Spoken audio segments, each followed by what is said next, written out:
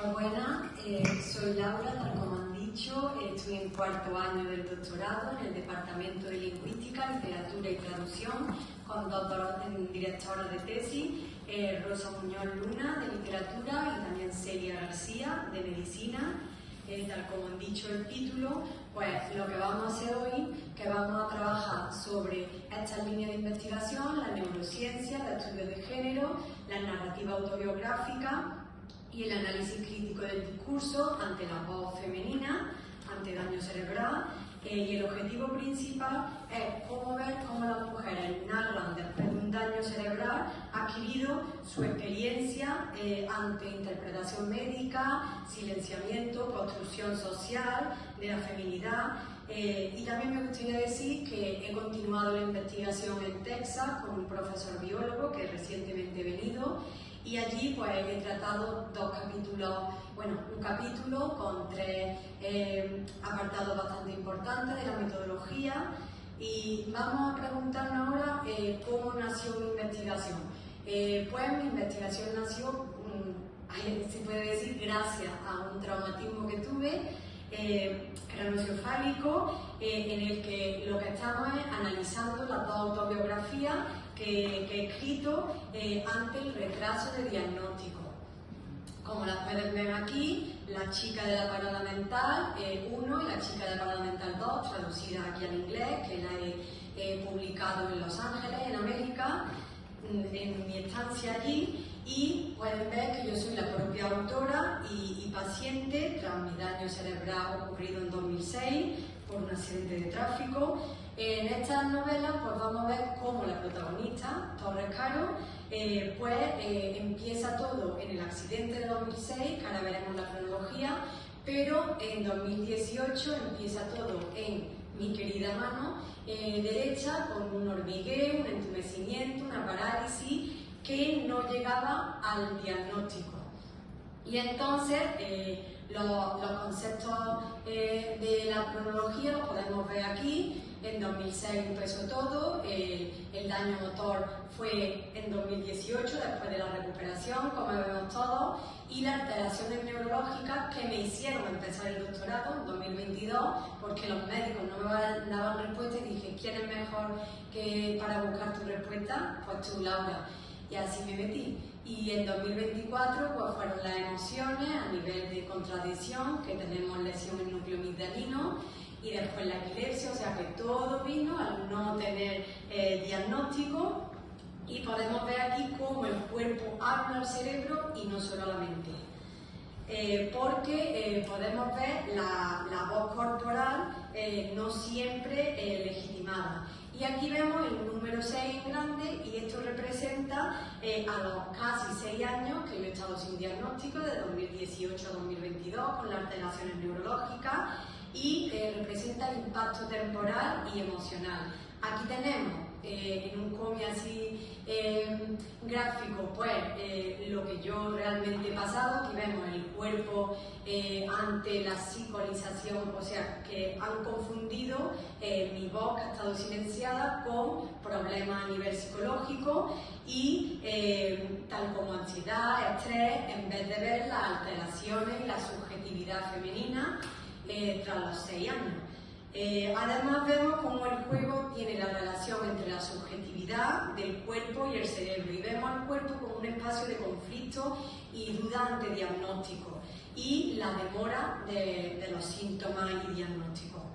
Aquí podemos ver el análisis narrativo de mis novelas, que de eso trata mi tesis. En 2006 pues podemos ver, no sabía cómo podría convivir con un olvido incurable.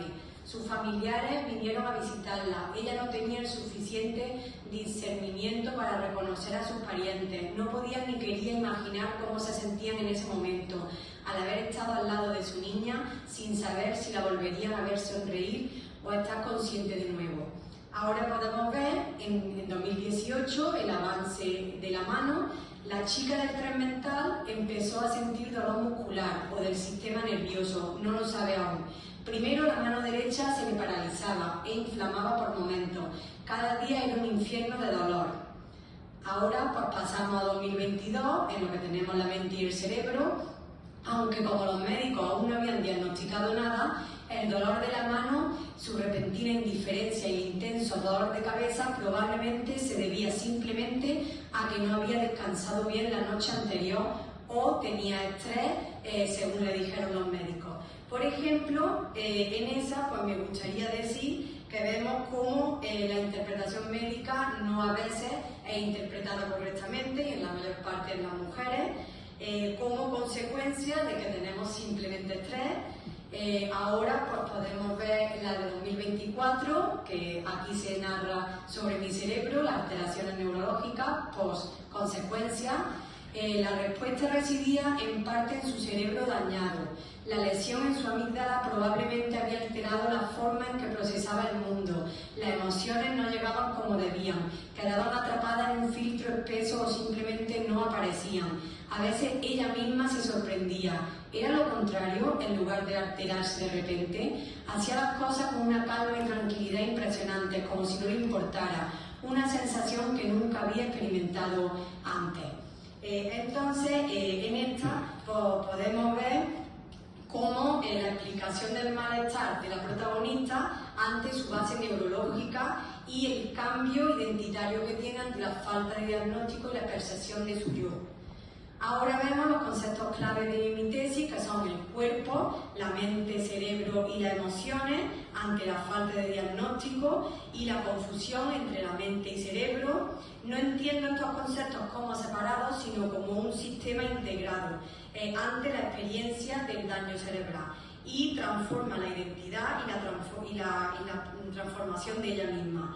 Y en la narrativa me incluyo yo como paciente y además defino el cuerpo como conflicto, según he dicho antes, porque el problema no es solo el dolor o el sufrimiento, sino la necesidad de una autoridad externa que valide la experiencia y sea reconocida en la sociedad, porque si no hay diagnóstico es una constante pregunta, como la pregunta clave de mi narrativa: ¿quién es ella realmente?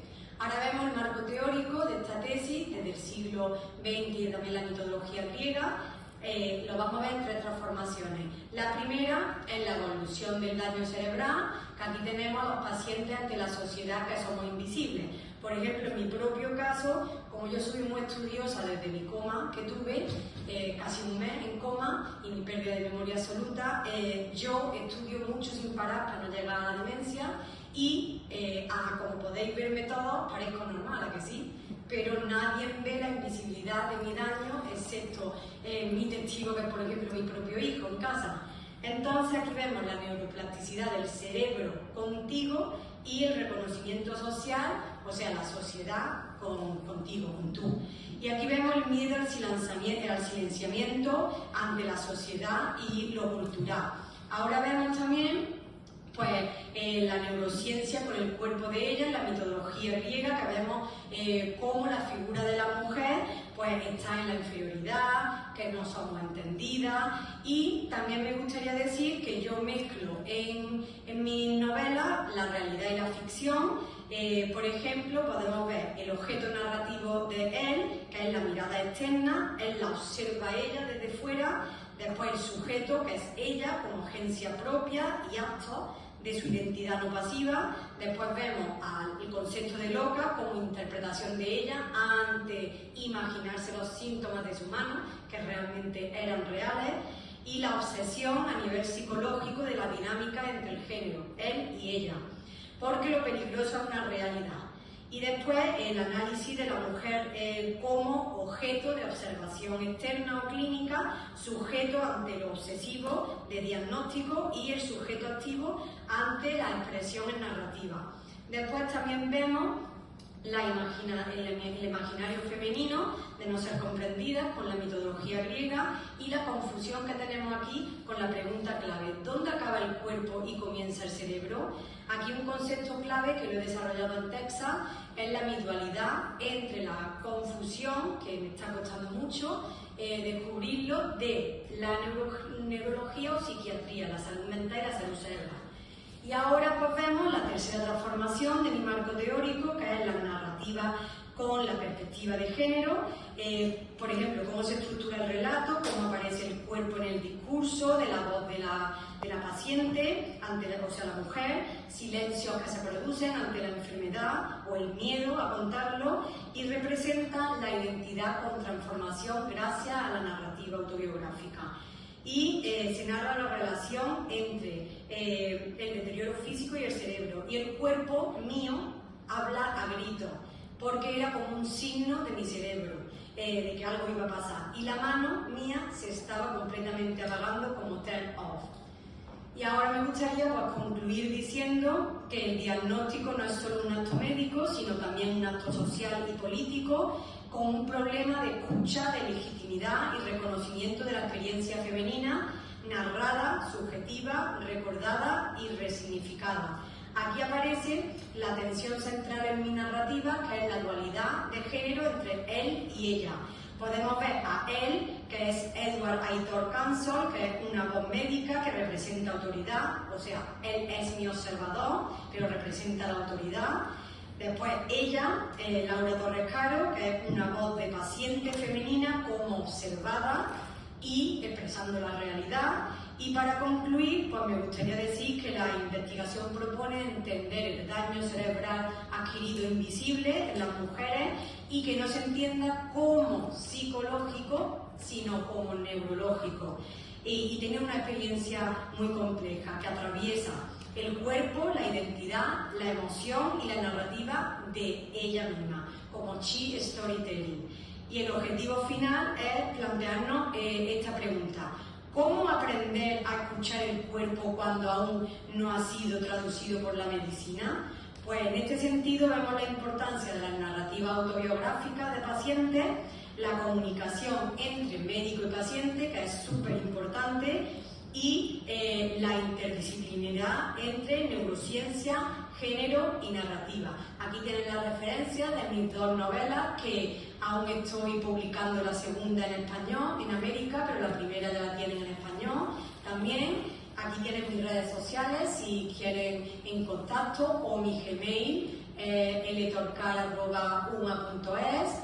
Y muchísimas gracias. Si tienen alguna pregunta, pues agradezco que me hayan escuchado.